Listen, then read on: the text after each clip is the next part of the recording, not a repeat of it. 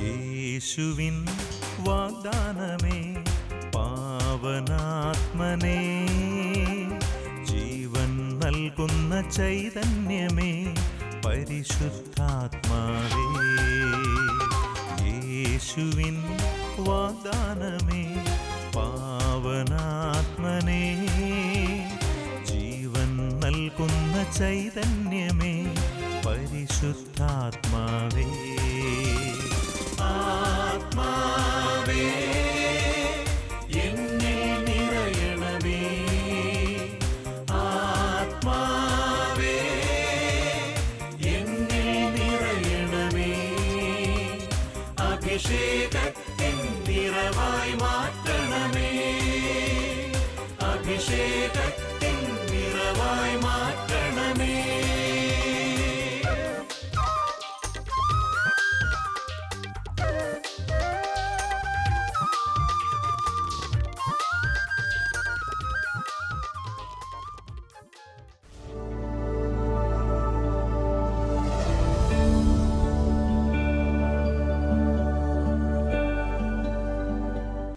വെട്ടിപ്പിടിക്കാൻ ഒരുങ്ങിയിറങ്ങുന്നവർ ഒടുവിൽ ഒറ്റപ്പെടുക എന്നത് സ്വാഭാവികമാണ്.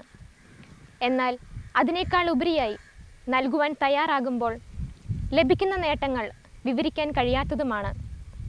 എല്ലാം നൽകുന്ന ദൈവത്തിൻ്റെ അനന്തസ്നേഹം അനുഭവിച്ച് മറ്റുള്ളവരുടെ കണ്ണീരൊപ്പുന്ന വ്യക്തികളായി നാം മാറുമ്പോൾ വലിയ സന്തോഷം അനുഭവിക്കാൻ സാധിക്കും. ഹൃദയവിചാരങ്ങൾ അറിയുന്ന ദൈവം നമ്മുടെ ഹൃദയത്തിലേക്കാണ് നോക്കുന്നത്. ഒന്നും പ്രതീക്ഷിക്കാതെ നൽകുക, ആഗ്രഹിക്കാൻ പോലും അവകാശമില്ലാത്തതൊരുക്കി ദൈവം നമ്മളെ ഉയർത്തും. ആ ബോധ്യത്തിൽ ഈ വചന ശുശ്രൂഷയിലേക്ക് നമുക്ക് പ്രവേശിക്കാം. ഇന്ന് നമുക്കായി വചന സന്ദേശം നൽകുന്നത് കാരിസ്മ ഡയറക്ടറായ കുര്യൻ കാരിക്കൽ അച്ഛനാണ്. അച്ഛൻ്റെ വാക്കുകൾക്കായി നമുക്ക് കാതോർക്കാം.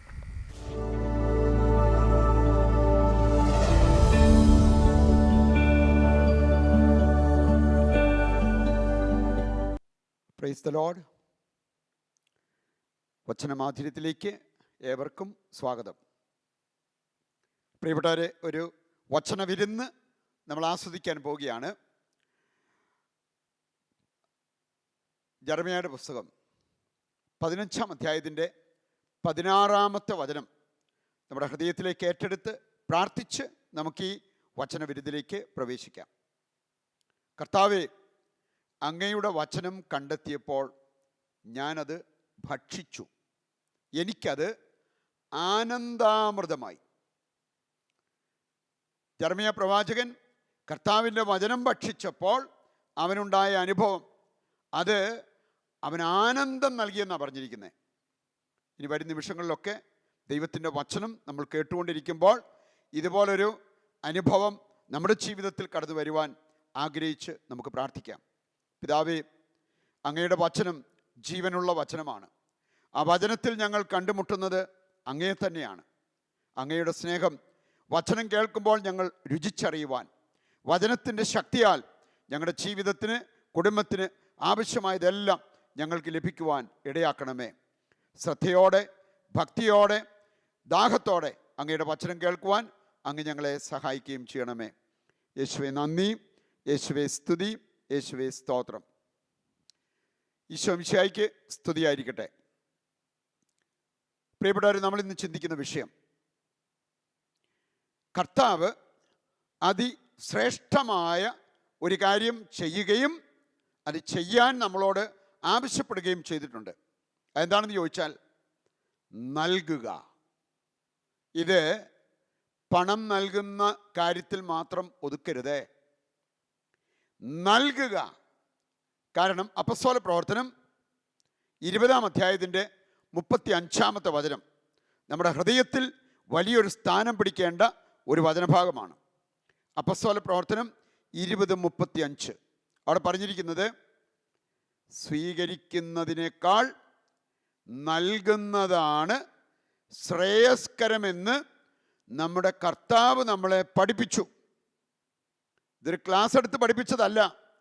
തൻ്റെ ജീവിതം കൊണ്ട് കർത്താവ് നമ്മളെ പഠിപ്പിച്ച കാര്യം, മഹത് വ്യക്തികൾ ചെയ്ത മഹത്തായ കാര്യങ്ങളൊക്കെ നമ്മൾ ഇന്നും ഓർത്തിരിക്കുന്നുണ്ട്. മഹാത്മാഗാന്ധിയെക്കുറിച്ച് നമ്മൾ പറയാറുണ്ട്. അതിനെല്ലാം ഉപരിയായിട്ട് യേശുവിനെക്കുറിച്ച് ലോക ജനത ഇത്രമാത്രം പറയുന്നുണ്ടെങ്കിൽ എൻ്റെ പ്രിയപ്പെട്ടവരെ, അവൻ ചെയ്ത മഹത്തായ കാര്യങ്ങൾ, അതിലേറ്റവും ശ്രേഷ്ഠമായൊരു കാര്യം എന്താണെന്ന്, ദൈവത്തിൻ്റെ സ്വഭാവത്തിൽപ്പെട്ട ഒരു കാര്യമായിട്ട് അത് എടുത്തു പറഞ്ഞിരിക്കുന്നത് കാണാൻ പറ്റും.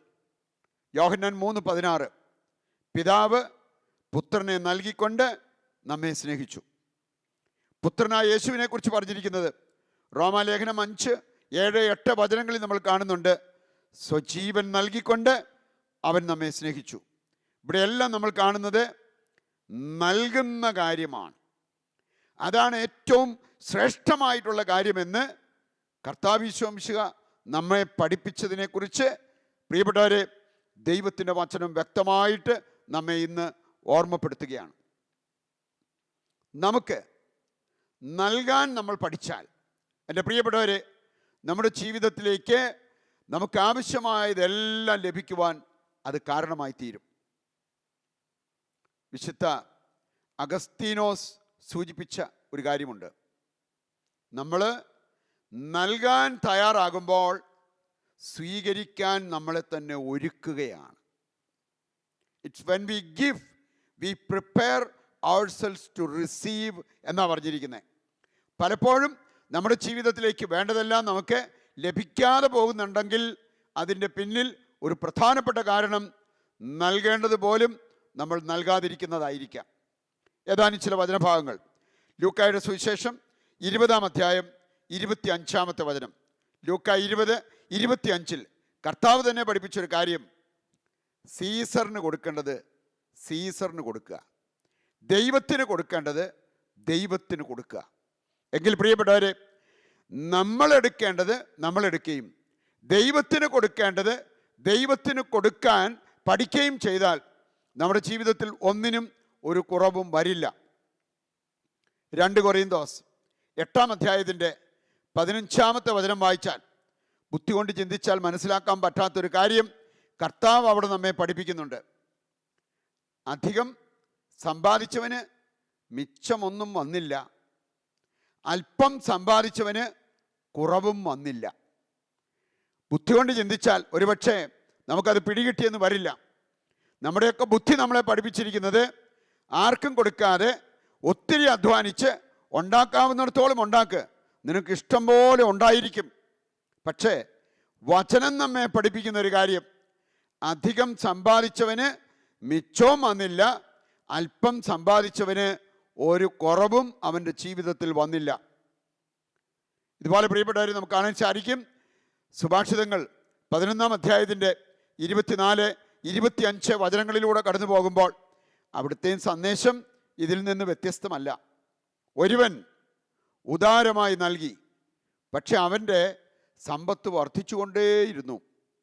മറ്റൊരുവൻ നൽകേണ്ടത് പോലും നൽകാതെ പിടിച്ചു വെച്ചു, എന്നിട്ട് അവൻ ഏറെ ഉണ്ടായോ? ഏറെ ഉണ്ടായില്ല എന്ന് മാത്രമല്ല, അവൻ്റെ ദാരിദ്ര്യം ഒരിക്കൽ പോലും അവസാനിക്കുന്നില്ല.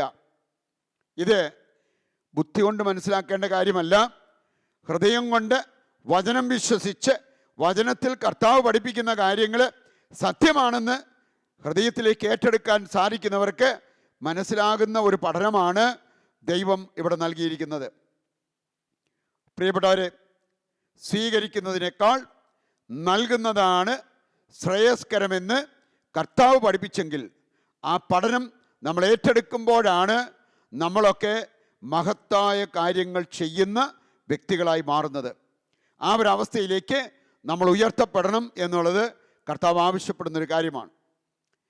ഇനി നൽകാൻ നമ്മൾ തയ്യാറായാൽ മാത്രം പോരാ, നൽകേണ്ടതുപോലെ നൽകണം. ഏതാനും ചില വ്യവസ്ഥകളെങ്കിലും, കർത്താവ് വെച്ചിരിക്കുന്ന വ്യവസ്ഥകൾ വചനത്തിൽ നിന്ന് കണ്ടുപിടിച്ച് നമ്മളത് ജീവിതത്തിൽ പ്രാവർത്തികമാക്കുന്നത് വളരെ നല്ലതാണ്. നൽകിയാൽ പോരാ, നൽകേണ്ടതുപോലെ നൽകണം. 2 കൊരിന്തോസ് 8-ാം അധ്യായത്തിൻ്റെ 12 മുതലുള്ള വചനങ്ങൾ വായിച്ചാൽ അവിടെ കർത്താവിൻ്റെ വചനം നമ്മളെ പഠിപ്പിക്കുന്നുണ്ട്, നമുക്ക് ലഭിച്ചതിന് ആനുപാതികമായി നമ്മൾ നൽകുമ്പോൾ, നമ്മുടെ കഴിവിനൊത്തും കർത്താവ് ആവശ്യപ്പെട്ടിരിക്കുന്നതനുസരിച്ചും നമ്മൾ നൽകുമ്പോൾ അത് ദൈവത്തിന് സ്വീകാര്യമാവും. കൊടുക്കുമ്പോൾ കൊടുക്കേണ്ടതുപോലെ കൊടുക്കുന്നില്ലെങ്കിൽ, കൊടുക്കുകയും ചെയ്തു, പക്ഷേ അത് ദൈവത്തിന് സ്വീകാര്യമായില്ലെങ്കിൽ അത് വലിയ നഷ്ടമായിരിക്കും. അതുകൊണ്ട് പ്രിയപ്പെട്ടവരെ, പൗലോസ്ലീഹ പറയുകയാണ്, നമ്മൾ നൽകുമ്പോൾ നമ്മൾ ശ്രദ്ധിക്കേണ്ട ചില കാര്യങ്ങളുണ്ട്. ആ കാര്യങ്ങൾ വളരെ ശ്രദ്ധാപൂർവം നമ്മുടെ ജീവിതത്തിൽ പ്രാവർത്തികമാക്കി നമ്മൾ മുമ്പോട്ട് പോകണം. മറ്റൊരു വചനഭാഗം 2 കൊരിന്തോസ് 9-ാം അധ്യായത്തിൻ്റെ 7-ാമത്തെ വചനം വായിച്ചാൽ അവിടെ പറഞ്ഞിട്ടുണ്ട്, സന്തോഷത്തോടെ നൽകണം. നമ്മൾ കൊടുക്കുന്നത് സന്തോഷത്തോടെയാണ് നൽകുന്നത് എങ്കിൽ അത് ദൈവം സ്വീകരിക്കും. അതിനുള്ള ഫലം നമ്മുടെ ജീവിതത്തിലേക്ക് ദൈവം അയച്ചു തരും. പ്രിയപ്പെട്ടവരെ, നിങ്ങൾ 1 ദിനവൃത്താന്തം 29-ാം അധ്യായം അതിൻ്റെ 1 മുതൽ 9 വരെയുള്ള വചനഭാഗം വായിച്ചാൽ മതി. ഒത്തിരിയേറെ കാര്യങ്ങൾ അവിടെ പറഞ്ഞിരിക്കുന്നത് കാണാൻ സാധിക്കും. നമ്മൾ നൽകാൻ മുന്നോട്ട് വരുമ്പോൾ ശ്രദ്ധിക്കേണ്ടതായിട്ടുള്ള കാര്യങ്ങൾ. അതിൽ ഒരു കാര്യം പറഞ്ഞിരിക്കുന്നത് ഹൃദയപൂർവം നൽകണം. ഒത്തിരി പേര് മനസ്സില്ലാ മനസ്സോടെ കൊടുക്കുന്ന സാഹചര്യങ്ങൾ, ജീവിതമായിരിക്കാം, സമയമായിരിക്കാം, കഴിവുകളായിരിക്കാം, പണമായിരിക്കാം, എന്തുമായിക്കോട്ടെ, നമ്മൾ നൽകുമ്പോൾ ദൈവത്തിന് കൊടുക്കുന്നതായിരിക്കാം, ദൈവനാമത്തിൽ മറ്റുള്ളവർക്ക് കൊടുക്കുന്നതായിരിക്കാം. നമ്മൾ വളരെ വളരെ ശ്രദ്ധിക്കേണ്ട ഒരു കാര്യം പറഞ്ഞിരിക്കുകയാണ്, ഹൃദയപൂർവം നൽകണം. ഇതിന് 2 അർത്ഥമുണ്ട്. ഒന്നാമത്തേത്, നമ്മൾ മനസ്സില്ലാ മനസ്സോടെ കൊടുത്തിട്ട് കാര്യമില്ല, സന്തോഷത്തോടെ കൊടുക്കണം. രണ്ടാമത്തെ അർത്ഥം എന്താണെന്ന് ചോദിച്ചാൽ, ദൈവം ഏറ്റവും കൂടുതൽ ആഗ്രഹിക്കുന്നത് നമ്മുടെ ഹൃദയം നമ്മൾ ദൈവത്തിന് കൊടുത്തിട്ട് അതിൻ്റെ പുറകെയാണ് മറ്റു കാര്യങ്ങളെല്ലാം വരേണ്ടത്. ഇന്ന് പ്രിയപ്പെട്ടവർ, ഹൃദയം ദൈവത്തിന് കൊടുക്കാതെ മറ്റു പല കാര്യങ്ങളും പലതും വാരി വാരി കൊടുക്കാൻ തയ്യാറാകുന്ന വ്യക്തികളുണ്ടാകാം. അതിലല്ല കാര്യം. ഹൃദയം ദൈവത്തിന് കൊടുക്കണം. നമുക്കറിയാമല്ലോ, ഒരു ഭർത്താവ് ഭാര്യയ്ക്ക് ഹൃദയം കൊടുക്കാതെ, സ്നേഹം കൊടുക്കാതെ, വർഷാവർഷം സാരിയോ ആഭരണങ്ങളോ ഒക്കെ വാങ്ങിച്ചു കൊടുത്താലും അവരതിൽ സന്തുഷ്ടരാകുമെന്ന് എനിക്ക് തോന്നുന്നില്ല. എങ്കിൽ ദൈവത്തിന് നമ്മൾ ആദ്യം കൊടുക്കേണ്ടത് നമ്മുടെ ഹൃദയമാണ്. ഹൃദയം കൊടുത്ത് അതോടൊപ്പം മറ്റു കാര്യങ്ങൾ കർത്താവ് പറയുന്നത് പോലെ കൊടുക്കാൻ നമുക്ക് സാധിക്കണം. വീണ്ടും നമ്മൾ പുറപ്പാട് പുസ്തകം 10-ാം അധ്യായത്തിലൂടെ കടന്നു പോകുമ്പോൾ വലിയൊരു സംഭവം അവിടെ ദൈവം നമ്മളെ ഓർമ്മിപ്പിക്കുന്നുണ്ട്. നമ്മുടെ സമ്പത്ത് കൊണ്ട് ദൈവത്തെ ആരാധിക്കാൻ നമ്മൾ പഠിക്കണം. ദൈവം എന്ത് ചോദിച്ചാലും അത് കൊടുക്കാൻ മനസ്സ് വെക്കുന്നവരാണ് സമ്പത്ത് കൊണ്ട് പോലും ദൈവത്തെ ആരാധിക്കാൻ പഠിച്ചവർ. അങ്ങനെയുള്ളവരുടെ ജീവിതത്തിൽ അനുഗ്രഹത്തിൻ്റെ സമൃദ്ധി ഒഴുകി വരുമെന്ന് കർത്താവിൻ്റെ വചനം അവിടെ സൂചിപ്പിച്ചിരിക്കുന്നത് കാണാൻ സാധിക്കും.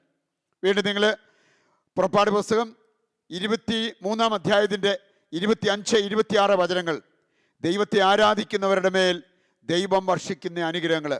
അതുകൊണ്ടാണ് നമ്മൾ ആരാധന 5 മിനിറ്റ് ആണേലും 10 മിനിറ്റ് ആണേലും ആരാധനയുടെ സമയത്ത് ഉള്ളൊരുക്കി ദൈവത്തോട് പ്രാർത്ഥിച്ചാൽ, നമ്മുടെ ജീവിതം കർത്താവിന് കൊടുത്ത് നമ്മൾ പ്രാർത്ഥിക്കുമ്പോൾ അവിടെ അത്ഭുതങ്ങളും അടയാളങ്ങളും സംഭവിക്കുന്നു. വീണ്ടും നിങ്ങൾ 1 ദിനവൃത്താന്തം 29-ാം അധ്യായത്തിലേക്ക് ഒന്ന് തിരിച്ചു വരികയാണെങ്കിൽ, പ്രിയപ്പെട്ടവരെ, മറ്റൊരു കാര്യം അവിടെ പറഞ്ഞിരിക്കുന്നത് കാണാൻ സാധിക്കും. ഉദാരമായിട്ട് കൊടുക്കണം. നൽകുമ്പോൾ ഉദാരത. ദൈവം നമ്മളോട് ഉദാരത കാണിച്ചത് കൊണ്ടാണ് നമ്മളും ഉദാരത കാണിക്കണമെന്ന് ദൈവം ആവശ്യപ്പെട്ടിരിക്കുന്നത്. തോബിത്തിൻ്റെ പുസ്തകം 4-ാം അധ്യായം 8 മുതലുള്ള വചനങ്ങൾ വായിച്ചാൽ അവിടുത്തെ കാതലായ സന്ദേശവും ഇത് തന്നെയാണ്. ഏറെ ലഭിച്ചവർ ഉദാരത കാണിക്കണം. അതിനുവേണ്ടിയാണ് കർത്താവ് ഏറെ നിങ്ങൾക്ക് നൽകിയിരിക്കുന്നത് എന്ന് പൗലോസ് അപ്പോസ്തലനും പറഞ്ഞിരിക്കുന്നത് 2 കൊരിന്തോസ് 9-ാം അധ്യായത്തിൽ നമുക്ക് മനസ്സിലാക്കാൻ സാധിക്കും. അതുകൊണ്ട് പ്രിയപ്പെട്ടവരെ, സന്തോഷത്തോടെ ഉദാരമായിട്ട് ഹൃദയപൂർവ്വം നൽകുമ്പോൾ അത് ദൈവം സ്വീകരിക്കും, അതിൽ ദൈവം പ്രസാദിക്കും, ദൈവം നമ്മളെ അനുഗ്രഹിക്കും എന്നുള്ളത് കർത്താവിൻ്റെ വചന സന്ദേശമാണ്. ലൂക്കായുടെ സുവിശേഷം 14-ാം അധ്യായത്തിൻ്റെ 13 മുതലുള്ള വചനങ്ങൾ വായിച്ചാൽ, ലൂക്കായുടെ സുവിശേഷം 14-ാം അധ്യായത്തിൻ്റെ 13 മുതലുള്ള വചന സന്ദേശം. പ്രിയപ്പെട്ടവരെ, നമ്മൾ നൽകുമ്പോൾ ആരെയാണ് നമ്മൾ ഫോക്കസ് ചെയ്യേണ്ടത് എന്ന് കർത്താവിൻ്റെ വചനം അവിടെ നമ്മളെ ഓർമ്മിപ്പിക്കുന്നുണ്ട്. വചനം പറയുകയാണ്, നീ സദ്യ നടത്തുമ്പോൾ നിന്നെ തിരിച്ചു വിളിച്ച് നിനക്കൊരു സദ്യ തരാൻ പറ്റുന്നവരെ വിളിക്കുന്നതിനേക്കാൾ പാവപ്പെട്ടവരെ ഫോക്കസ് ചെയ്യുക. പാവപ്പെട്ടവരെ കേന്ദ്രീകരിച്ച് നീ അങ്ങനെ ഒരു സദ്യ ഒരുക്കുന്നുവെങ്കിൽ നിശ്ചയമായും അതിനുള്ള പ്രതിഫലം ദൈവം നിനക്ക് നൽകിയിരിക്കും എന്നാണ് പറഞ്ഞിരിക്കുന്നത്. അതുകൊണ്ട് പ്രിയപ്പെട്ടവരെ, നമ്മളെ സംബന്ധിച്ചിടത്തോളം ജീവിതം ദൈവത്തിന് കൊടുക്കാൻ നമ്മൾ തയ്യാറാകുമ്പോൾ ആ ജീവിതം തെളിയും. ഒത്തിരി പേര് ഇത് മനസ്സിലാക്കാതെ ഒരുപക്ഷെ ആർക്കൊന്നും കൊടുക്കാതെ പിശുക്കും കാണിച്ച് ജീവിക്കുന്ന വ്യക്തികളെ പോലും നമ്മൾ കണ്ടെന്ന് വരും. മറ്റു ചിലരെ കാണാൻ സാധിക്കും, അവർ നൽകും, പക്ഷെ അതെല്ലാം അവർക്കിഷ്ടമുള്ള വ്യക്തികൾക്ക് മാത്രമായിരിക്കും അവർ നൽകുക. പ്രിയപ്പെട്ടവർ, കർത്താവിൻ്റെ വചനം നമ്മളെ ഓർമ്മിപ്പിക്കുകയാണ്, ദൈവത്തെ സ്നേഹിച്ചുകൊണ്ട് ദൈവം ഇഷ്ടപ്പെടുന്ന പാവങ്ങളെ കേന്ദ്രീകരിച്ച് നമ്മൾ നൽകാൻ പഠിക്കുമ്പോൾ അവിടെയാണ് നമ്മുടെ ജീവിതത്തിലേക്ക് അനുഗ്രഹ സമൃദ്ധി ഒഴുകി നിറയുന്നത്. ഞാൻ ഒത്തിരി വ്യക്തികൾ, അതിൽ ചിലരൊക്കെ വൈദികർ, കന്യാസ്ത്രീകൾ, മറ്റു ചിലർ അൽമേനികൾ, പാവപ്പെട്ട വ്യക്തികളെ ഫോക്കസ് ചെയ്ത് അവരെ കേന്ദ്രീകരിച്ച് സൽപ്രവർത്തികൾ, ദാനധർമ്മങ്ങൾ ഒക്കെ ചെയ്യുന്ന വ്യക്തികളുടെ ജീവിതത്തെക്കുറിച്ച് ഞാൻ മനസ്സിലാക്കിയിട്ടുണ്ട്. പ്രിയപ്പെട്ടവരെ, മറ്റൊരിടത്തും കിട്ടാത്ത ഒരാനന്ദം, ഒരു സന്തോഷം അവരുടെ ജീവിതത്തിൽ നമുക്ക് കണ്ടെത്താൻ സാധിക്കും. വേറെ ചിലരൊക്കെ പറഞ്ഞു കേട്ടിട്ടുണ്ട്, ഞാൻ എനിക്ക് വേണ്ടി ജീവിക്കാതെ മക്കൾക്ക് വേണ്ടി ജീവിച്ചു, എല്ലാം മക്കൾക്ക് കൊടുത്തു, മക്കൾക്ക് വേണ്ടി ജീവിച്ചു, എന്നിട്ടും ഇപ്പം മക്കൾക്കും വേണ്ട, ആർക്കും എന്നെ വേണ്ട. പ്രിയപ്പെട്ടവരെ, അതിന് പകരം ദൈവത്തിന് കൊടുത്ത് ദൈവനാമത്തിൽ മറ്റുള്ളവർക്ക് കൊടുത്തെങ്കിൽ അങ്ങനത്തെ ഒരവസ്ഥയിലേക്ക് അവർ പോകേണ്ടി വരില്ലായിരുന്നു. അപ്പം അതുകൊണ്ട് ദൈവത്തിൻ്റെ കണ്ണുകളിൽ വലിയവരാകാൻ, ലോകത്തിൽ പോലും നമുക്ക് വലിയ സ്ഥാനമുണ്ടാകാൻ, മഹത് വ്യക്തികളായിട്ട് നമ്മൾ മാറണമെങ്കിൽ നമ്മൾ ചെയ്യേണ്ടത് മഹത്തായ കാര്യങ്ങളാണ്. അതാണ് സ്വയം മറന്ന് മറ്റുള്ളവർക്കായി നമ്മൾ നൽകുന്ന ആ ഒരവസ്ഥ. മത്തായിയുടെ സുവിശേഷം 16-ാം അധ്യായം 25-ാമത്തെ വചനം ഇക്കാര്യം നമ്മളെ ഓർമ്മിപ്പിക്കുന്നുണ്ട്. നിന്റെ ജീവൻ നീ രക്ഷിക്കാൻ നോക്കിയാൽ നഷ്ടപ്പെടത്തേ ഉള്ളൂ, കർത്താവിന് കൊടുത്തോ നിന്റെ ജീവൻ നിനക്ക് രക്ഷിക്കാൻ സാധിക്കും.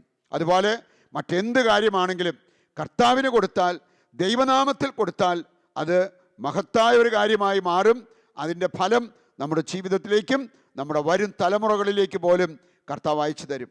ഈ ഒരു ബോധ്യത്തോടെ ഇതിനു വേണ്ട അഭിഷേകം ലഭിക്കുവാൻ നമുക്കിപ്പോൾ ദിവ്യകാരുണ്യത്തിന് മുമ്പിലിരുന്ന് പ്രാർത്ഥിക്കാം.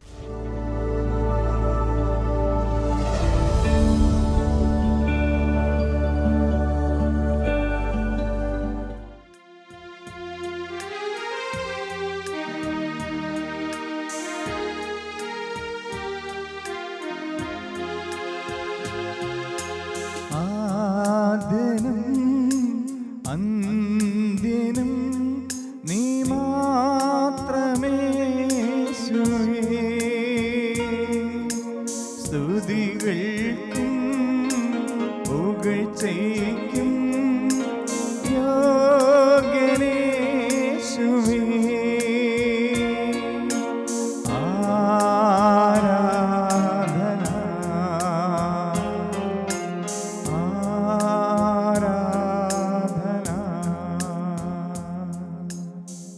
പരിശുദ്ധ പരമ ദിവ്യകാരുണ്യത്തിന് എന്നേരവും ആരാധനയും സ്തുതിയും പുകഴ്ചയും ഉണ്ടായിരിക്കട്ടെ.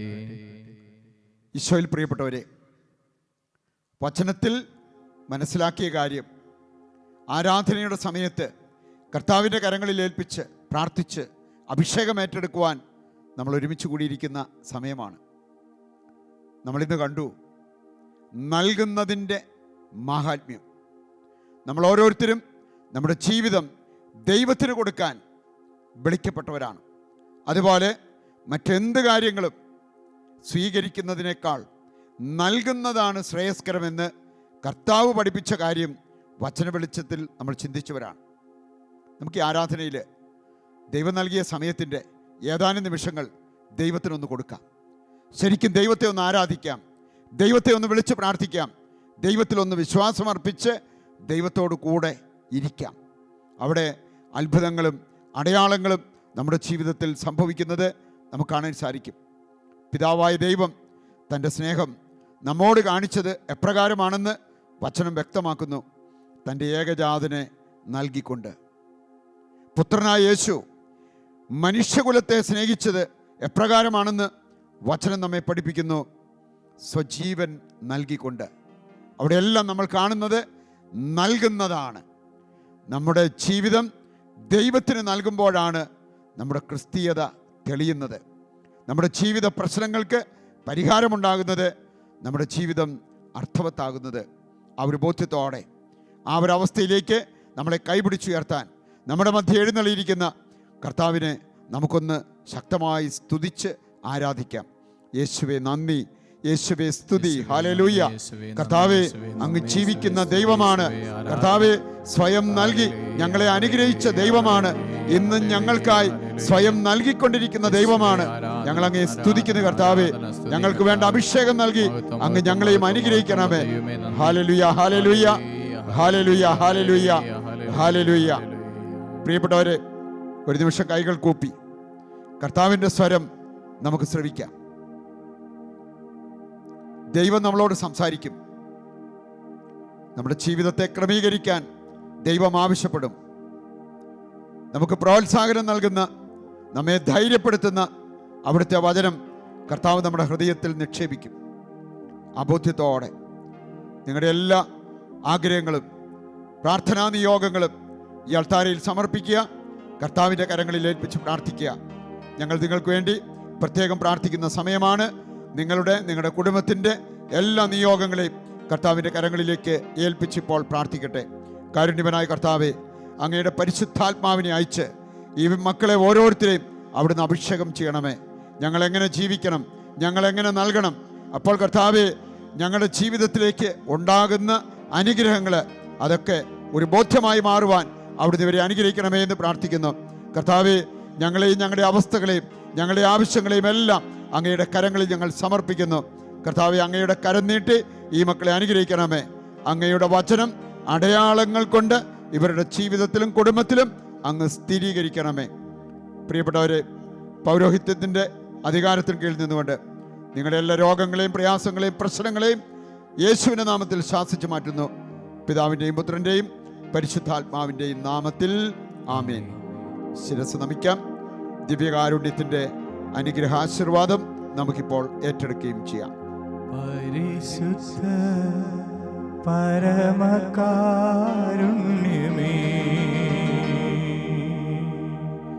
ഉള്ളിൽ അലിയുവാൻ വരണേ. പരിശുദ്ധ പരമകാരുണ്യമേ,